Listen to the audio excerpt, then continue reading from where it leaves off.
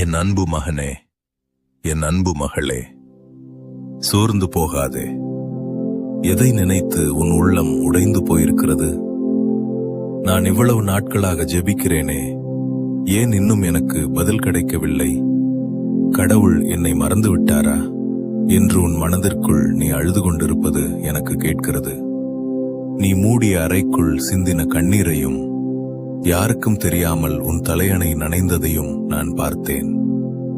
மனிதர்கள் உன் அழுகையை பார்க்காமல் போகலாம், ஆனால் உன்னை உண்டாக்கின நான் உன் ஒவ்வொரு கண்ணீர் துளிக்கும் கணக்கு வைத்திருக்கிறேன்.